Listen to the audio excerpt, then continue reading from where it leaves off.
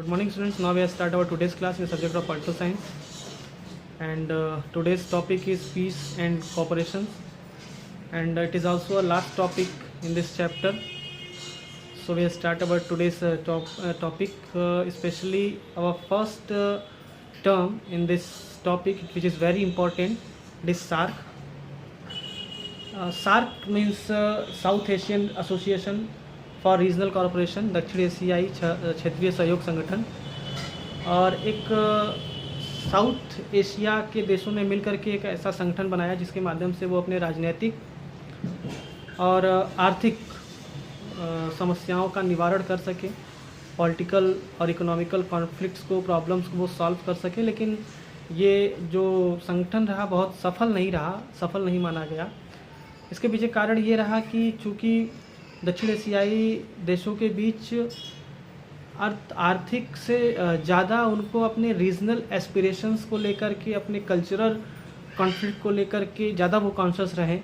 जैसे पाकिस्तान को ले लीजिए, चाहे श्रीलंका हो, श्रीलंका से तो हमारा कोई बहुत ज़्यादा तनाव नहीं रहा, लेकिन इस रीजन में और देशों के साथ वो उस प्रकार का सहयोग नहीं दिखा सके जितना सहयोग वो चीन के साथ दिखाए, अमेरिका के साथ दिखाए या अन्य रीजन्स के साथ दिखाए, चाहे वो इंडोनेशिया का रीजन रहा हो, चाहे वो सिंगापुर तक से व्यापार संबंध रहे हो। तो जितना प्रगाढ़ता इन देशों के यानी कि साउथ एशियन देशों के अदर देशों के बीच में रहे हैं, उतनी प्रगाढ़ता इनके आपसी संबंधों में नहीं रहे। इस वजह से ये एक क्षेत्रीय सहयोग संगठन, जैसे आसियान को अगर हम बात करें, अभी आगे के चैप्टर में आप आसियान के बारे में पढ़ेंगे, तो आसियान के बारे में बात करें तो वहाँ जो क्षेत्रीय स्तर पर संगठन बना वो काफ़ी प्रभावी रहा, क्योंकि उन्होंने अपने कल्चरल डिस्प्यूट्स को ख़त्म कर दिया।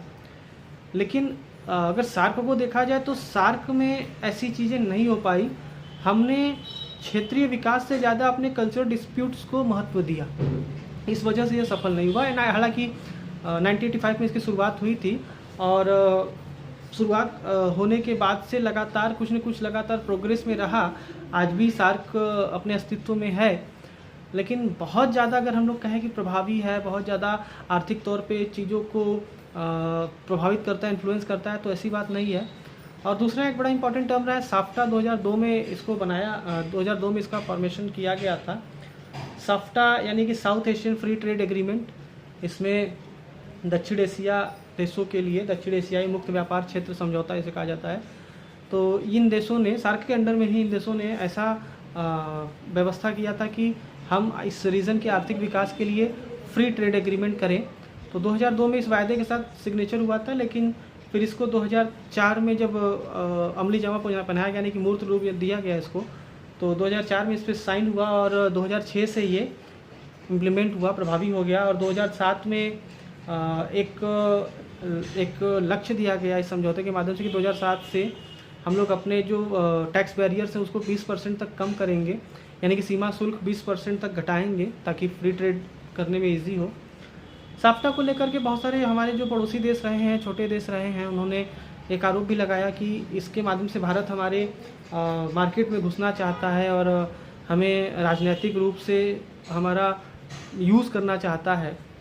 तो इस वजह से यही वजह रहा कि सार्क हो या साफ्टा हो, इस रीज़न में हम बहुत ज़्यादा प्रभावी नहीं हो पाए। ये रीज़न इन चीज़ों को लेकर के बहुत ज़्यादा विकास नहीं कर पाया। हालांकि भूटान, नेपाल और श्रीलंका के साथ भारत का ये टर्म रहा कि भूटान और नेपाल, श्रीलंका के साथ हमारा पहले से ही एक दूसरे के साथ फ्री ट्रेड एग्रीमेंट रहा है। तो अगर हम साफ्टा के साथ मतलब साफ्टा में जो हमारा आरोप लगाया जा रहा है, ये आरोप बिल्कुल निराधार है, क्योंकि उसके अलावा हम इन देशों के साथ फ्री ट्रेड एग्रीमेंट कर चुके हैं। और पाकिस्तान के साथ अगर सार्क के अंदर देखा जाए तो हमारे और पाकिस्तान के बीच में एक कभी न ख़त्म होने वाला लड़ाई हमेशा चलता रहा है। बीच बीच में शांति के दौर भी आए हैं। और राजनीतिक रूप से देखा जाए तो जो राजनीतिक चिंतक हैं वो ये हमेशा कहते हैं कि जब भी एनडीए की सरकार रही है या भाजपा की सरकार अगर हम बात करें, तो उनका ये कहना है, राजनीतिक चिंतकों का बात कहना है कि पाकिस्तान के साथ तनाव थोड़ा बढ़ जाता है, और कांग्रेस की सरकार रहती है तो शांति प्रस्ताव चलते रहते हैं। और इसके पीछे अलग तर्क भी है कि हालांकि उन राजनीतिक विमर्शों में हमको नहीं जाना है, ये हम एक राजनीतिक चिंतकों की बात कहें, ये हमारी तरफ से कोई ऐसी बात नहीं है कि कौन सी सरकार पाकिस्तान के साथ संबंध अच्छे करते हैं या ख़राब करते हैं, इसमें कोई टिप्पणी करने की बात नहीं है। एक करंट पॉलिटिकल टर्म्स चलते हैं तो उस पर बात करना ज़रूरी है as a political science studies में। और बीच बीच में शांति के दौर भी आते रहे। पंजाब प्रांत के एरिया से बहुत सारे ऐसे भारत पाकिस्तान के बीच में बॉर्डर्स खोले गए जहाँ से हम लोग ट्रांसपोर्टेशन को स्टार्ट किए। बाद में ये लगा, उसके रिजल्ट ये आया कि इसी ट्रांसपोर्टेशन के माध्यम से बहुत सारे टेररिस्ट देश में आए और इधर उधर ब्लास्ट किए।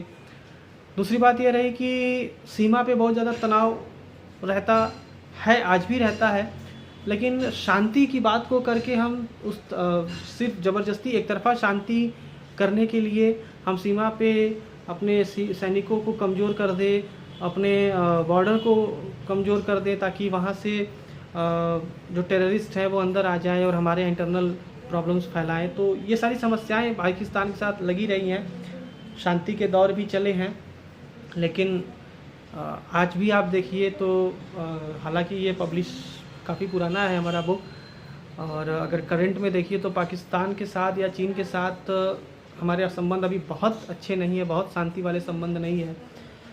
चीन के साथ तो हम लद्दाख में बाकायदे फ़ौज तैनात कर चुके हैं और पाकिस्तान के ऊपर दो मिलिट्री अटैक्स कर चुके हैं, सर्जिकल स्ट्राइक कर चुके हैं। अमेरिका और चीन इस एरिया को बहुत ज़्यादा इन्फ्लुएंस करते हैं, और इसका हमने अमेरिका और चीन दोनों का एग्जांपल, अमेरिका शीत युद्ध के बाद इस एरिया में घुसा और बहुत ज़्यादा पाकिस्तान और भारत से भी उसने शीत युद्ध के बाद से बहुत ज़्यादा संबंध सामान्य कर लिए और मित्रतापूर्ण संबंध कर लिए। और पाकिस्तान के साथ तो शीत युद्ध के दौरान ही उसके संबंध अच्छे थे।